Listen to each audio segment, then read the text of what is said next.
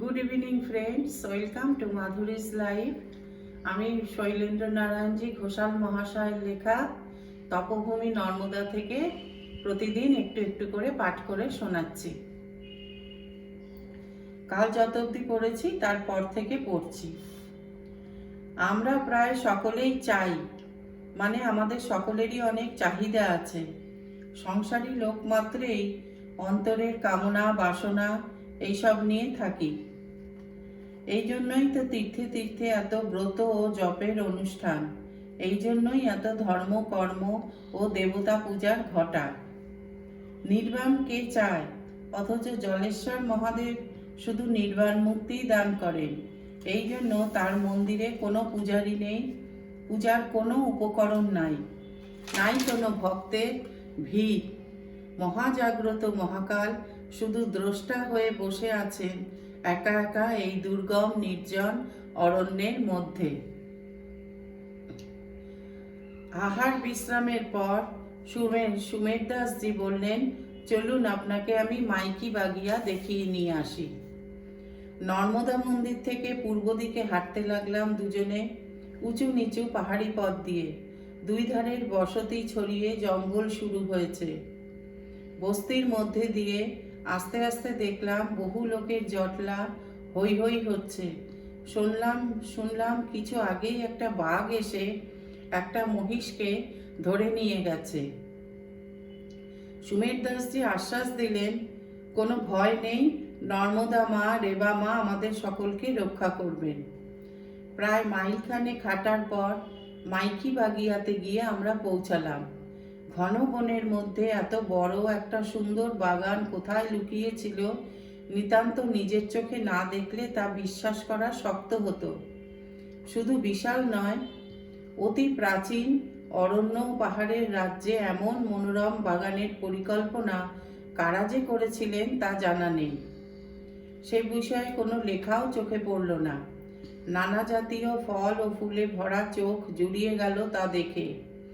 একটা সুন্দর মিষ্টি গন্ধে চারিদিক ভরে আছে।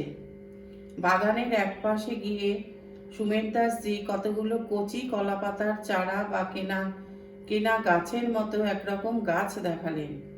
সাদা সাদা লম্বাটে কেনা ফুলের মতো ফুল ফুটে আছে।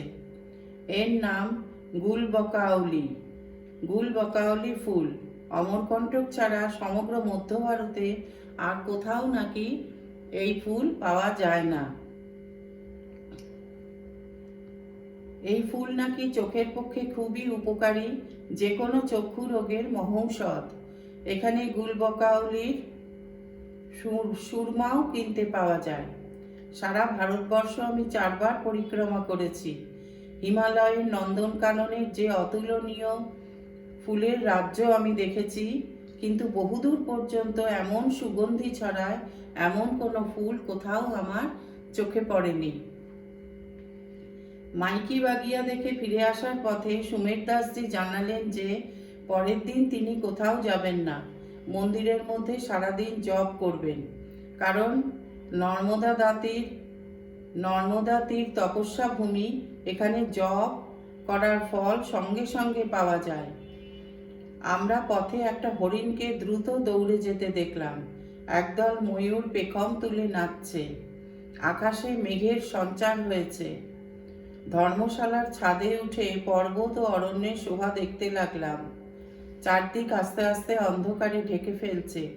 চারদিকে একটা যেন থমথমে নিস্তব্ধ ভাব। নিচে সুমের দাসজি রুটি তৈরি করতে করতেই হাঁক পারলেন, এই কদিনেই দেখছি এই প্রৌঢ় সন্ন্যাসীর আমার ওপর খুব মায়া পড়ে গেছে। 1 মিনিটও চোখের আড়াল করছেন না, অথচ কয়েকদিন আগেও তার সঙ্গে আমার কোনো পরিচয়ই ছিল না। বাবা আমাকে একা পাঠিয়েছেন তীর্থ করতে। পথে বেরোলেই দেখেছি পথিক বন্ধু পায়, পথিক সহজেই দূরকে নিকট করে, পরকে আপন করে নিতে পারে। অমরকণ্টকের জলবায়ু সব ঋতুতেই স্বাস্থ্যপ্রদ, সব ঋতুতেই মনোরম। বর্ষাকালে দুর্গমতা ও মেঘাচ্ছন্ন অন্ধকার ছাড়া শরীর স্বাস্থ্যের কোনো অসুবিধা ঘটে না। জ্যৈষ্ঠ মাস সবেমাত্র শেষ হয়েছে। সমগ্র বিহার ও উত্তর ভারত এখন প্রচণ্ড গরমে জ্বলছে, লু বইছে, কিন্তু অমরকণ্টকে গ্রীষ্মকালটাও মনোরম। ভোরে উঠে স্নান করেই সুমের দাসজি চলে গেলেন মন্দিরে। যাবার আগে উনি পই পই করে আমাকে দূরে কোথাও যেতে বারণ করে গেলেন। তিনি বেরিয়ে যেতেই নর্মদা ঘাটে স্নান ও বেদপাঠ সেরে বেরিয়ে পড়লাম পথে। নর্মদা কুণ্ড থেকে বেরিয়ে নর্মদা যেখানে নদীর আকার নিয়েছে তার ধার দিয়ে যে পথ দিয়ে পরিক্রমাকারীরা পরিক্রমা করেন, পায়ে চলা পথের দাগ লক্ষ্য করে হাঁটতে লাগলাম। মাইলখানেক হাঁটার পরেই দেখলাম জঙ্গল ক্রমশ গভীর হচ্ছে। নর্মদার দক্ষিণ দিকে সাতপুরা পর্বতের দিকে তাকিয়ে কিছুটা আনমনা হয়ে পড়েছি। সহসা একটা শোঁ শোঁ শব্দ শুনতে পেলাম, যেন গোটা অরণ্য আলোড়িত হচ্ছে। হরিণ, শেয়াল, চিতাবাঘ আরও সব বন্য জন্তু প্রাণপণে যে যেদিকে পারছে পালাচ্ছে। একজন স্থানীয় যুবক হিন্দিতে চিৎকার করে আমাকে জানালো লক্ষ লক্ষ মৌমাছির ঝাঁক আসছে। এই মৌমাছির কামড়ে বাঘ ভালুকও মারা পড়ে। আমিও পেছন ফিরে মন্দিরের দিকে দৌড়ালাম। মনে হলো যেন এক ঝাঁক যুদ্ধ বিমান জঙ্গল ভেদ করে চলে গেল। সুমের দাসজি তার জপ পূজা সেরে এসে যখন আমার কাছে সব কথা শুনলেন, তখন রাগে একেবারে অগ্নিশর্মা হয়ে আমাকে বকতে লাগলেন। সুমের দাসজি জানালেন যে তিনি ৩-৪ দিন আমার সঙ্গে বেরোতে পারবেন না, তার জপ পূজা নিয়ে তিনি ব্যস্ত থাকবেন।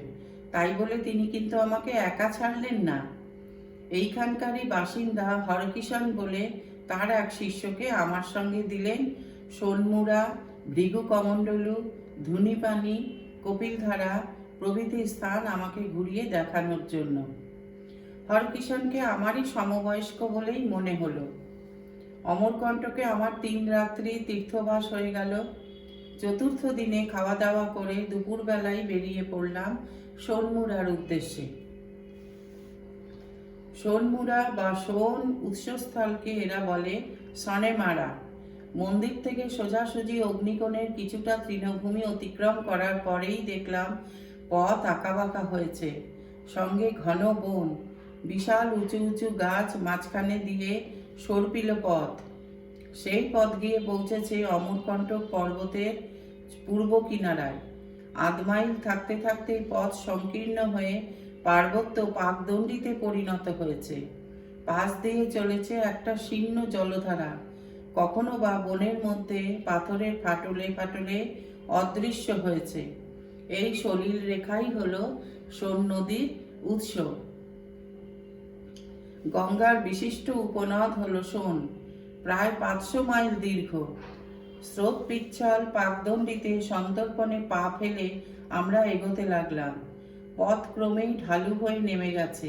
মূল স্রোতের মধ্যে পা ডোবালে একটানে কোথায় যে নিয়ে যাবে তার ঠিক নেই। স্রোতের গা ঘেঁষে ঘেঁষে অতি সাবধানে পা ফেলে অবশেষে আমরা পৌঁছে গেলাম সোন নদের প্রপাত শীর্ষে। সাথী হরকিষাণ জানালো, ওই দেখুন বাবুজি, ডান দিকে একটা বিরাট জলাশয়, ওটাও এই সোনের জলে ভরে আছে। পূর্বকালে এইখানে ছিল রাজা মৈকালের রাজধানী। ওই বিরাট হ্রদের মধ্যে এখনো ২-৩টি মন্দিরের চূড়া দেখতে পাওয়া যায়। রাজা মৈকালের একমাত্র কন্যার নাম ছিল নর্মদা। তার ২ সখীর নাম ছিল হিমলা এবং ঝিমলা। নর্মদা খুব ফুল ভালোবাসত, খুব বেড়াতে ভালোবাসত, বাপের খুব আদরের ছিল। নর্মদা রাজাকে বলেছিলেন একটা সুরম্য উদ্যান বানিয়ে দিতে। রাজা নর্মদার অনুরোধ রক্ষা করেন। নর্মদা সেই উদ্যানে যখন তখন সখী দুজনকে নিয়ে ঘুরে বেড়াতো, নিত্য শিব পূজা করত। উদ্যানের মধ্যেই ছিল শিব মন্দির। নর্মদা অপূর্ব সুন্দরী ছিলেন। তার সৌন্দর্য লাবণ্যের খ্যাতি অন্যান্য রাজ্যেও ছড়িয়ে পড়েছিল।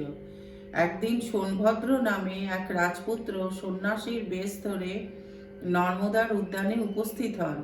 সেই সুন্দরকান্তি তরুণ সন্ন্যাসীকে দেখে নর্মদা মুগ্ধ হন। ক্রমে উভয়ের মধ্যে প্রেম জন্মে।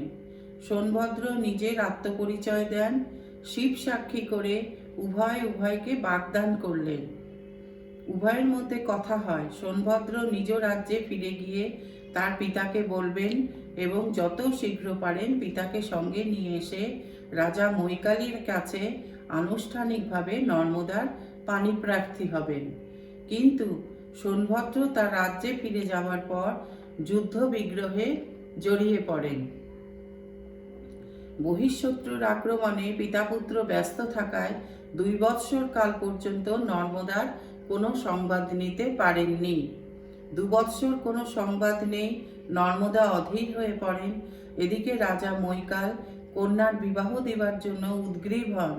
অবশেষে মাতা পিতার চাপে বাধ্য হয়ে নর্মদা তার পাণিপ্রার্থী অপূর্ব এক সুদর্শন রাজপুত্রকে বিবাহ করেন। বিবাহ যেদিন হয়ে গেল তার পরের দিনই সোনভদ্র তার পিতা এবং অন্যান্য লোকজন সহকারে রাজা মৈকালের রাজসভায় উপস্থিত হলেন। এসে তিনি সব শুনে নর্মদাকে অভিশাপ দিলেন, নর্মদা, তুমি আমার প্রেমের অপমান করেছ। তোমার এই দুষ্কর্মের জন্য তুমি আজ থেকে নদীতে পরিণত হবে। তোমার 2 সখীও নিশ্চয়ই তোমাকে সাহায্য করেছে। আমার বাগদানের পরে অন্যকে তুমি বিবাহ করো কি করে? তারাও সকলে নদীতে পরিণত হবে। নর্মদাও ক্রুদ্ধ হয়ে সোনভদ্রকে অভিশাপ দিলেন, বিনা দোষে সব না জেনে হঠাৎ আমাকে যে অভিসম্পাত করলে, এর জন্য তুমিও নদীতে পরিণত হবে। বৈকাল 5টা নাগাদ ধর্মশালায় পৌঁছে গেলাম। দেখলাম অধ্যাপক সুমের দাসজির কাছে বসে আছেন। সোনমুড়া থেকে ঘুরে এলাম শুনে তিনি বললেন, সোন নদ বহু প্রাচীন। গ্রিক পর্যটক মেগাস্থিনিস এবং আরিয়ান তাদের ভারত বিবরণীতে এই নদের উল্লেখ করেছেন। তিনি আমাকে প্রশ্ন করলেন, এখানে দেখছি সবাই শিবলিঙ্গের পূজা করেন, কাশীতেও দেখেছি সর্বত্র শিব। আপনি সেদিন বললেন বেদে শিবমন্ত্র আছে, একটা স্তোত্রও আমাকে শোনালেন। বৈদিক দৃষ্টিকোণ হতে এই লিঙ্গ শব্দের অর্থ কি? ইতিহাসের ছাত্র হিসেবে লিঙ্গ পূজার অর্থ আমাদের কাছে অন্য রকম। আমি জানালাম, আমার জ্ঞান অতি অল্প, সাধন ভজন করি না। আমার যা কিছু বিদ্যা বাবার কাছে শুনে শুনে। লিঙ্গ শব্দের অর্থ হলো চিহ্ন বা প্রতীক। বাবার কাছে একটি নর্মদা লিঙ্গ আছে, নিত্য তিনি পূজা করেন, হোম করেন। বাহ্যত শিবলিঙ্গ তো একখণ্ড নুড়ি বা পাথর ছাড়া কিছু নয়, কিন্তু সেই লিঙ্গকে আমি বাড়তে কমতে দেখেছি, তার মধ্যে জ্যোতিও প্রকট হয়। আজ এই পর্যন্ত রইল। কাল আবার পরবর্তী অংশ তোমাদের পড়ে শোনাবো। তোমাদের কেমন লাগছে প্লিজ কমেন্ট করে আমাকে জানিও। আজ তাহলে আসি, টাটা।